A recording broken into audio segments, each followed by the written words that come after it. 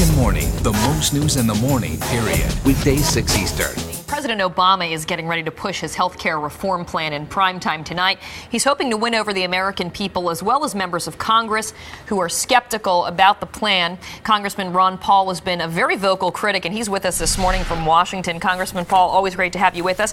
We should point out you're a physician as well, and I'm sure that you have a lot of thoughts on this issue as we debate health care. Now, you oppose President Obama's reform plan. You favor giving Americans control of their health care. But does it also just boil down to two different philosophies about who should get health care coverage? Do you believe that not everyone can expect free or low-cost health care? Yeah, I think there's a lot to that, but I come from the viewpoint that the most important thing we do is preserve the doctor-patient relationship, which we do not. For the past 30 years or so, we've had a lot of government involved. We have Veterans Care, we have Medicare, and we have Medicaid, and we also have a lot of people getting private insurance. The people having private insurance are not all that unhappy.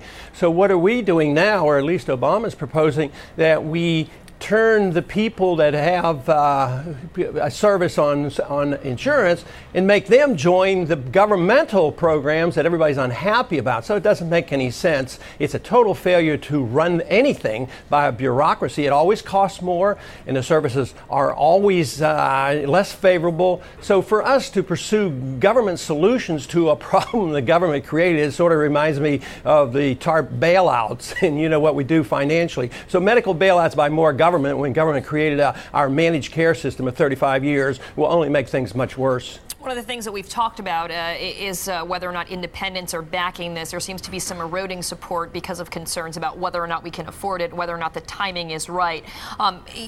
Even though there is that apprehension right now about whether or not we can afford it, most do agree that we need to do something about health care. Is there a Republican alternative then out there that makes more sense in your opinion?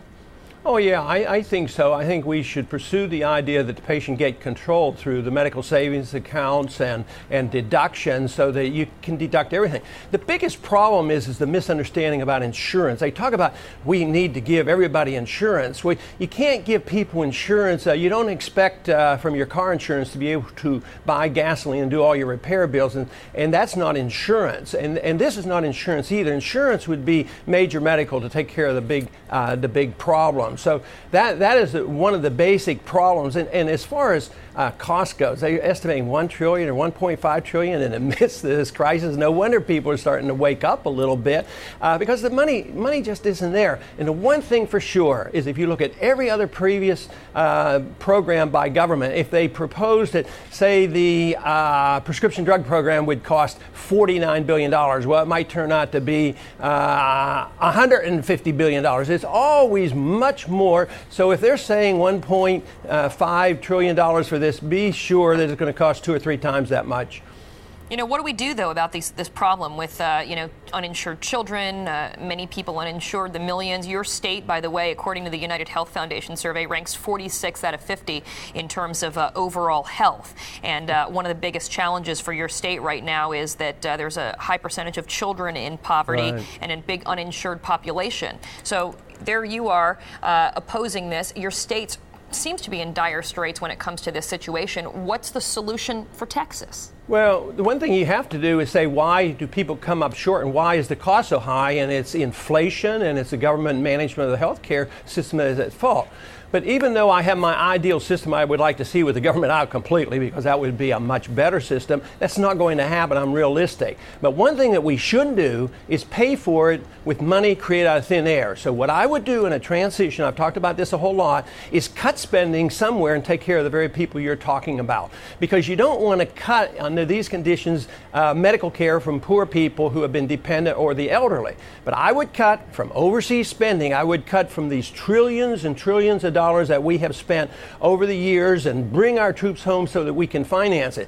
A first very, very minor step was done yesterday by cutting the F-22. And I applaud Obama for that. But we don't need one system removed. We need to change our foreign policy. Then we could afford the health care that is necessary to tide us over until we have come to our senses and believe that freedom can deliver medical care much better than a bureaucracy in government. But you have to deal with the problem problem of inflation as well, because that's why people find that medical care costs too much. All right, before we go, I have to ask you about this. Our producers came across this today. Do you know there's a website called RonPaulSingles.com? They call it the fastest growing relationship site on the web, where like-minded libertarians get together. It's a single site, but with you as their inspiration. What is this about? I don't know a whole lot. I haven't looked at it. I've been told about it, and my immediate response to that was, well, I guess that sort of fits a famous slogan once before that I sort of liked. It says, "Make make love, not war." So maybe that's what they're thinking about doing.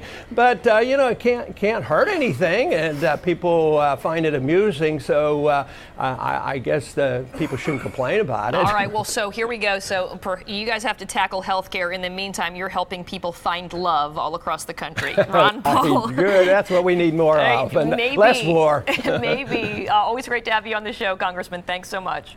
Thank you.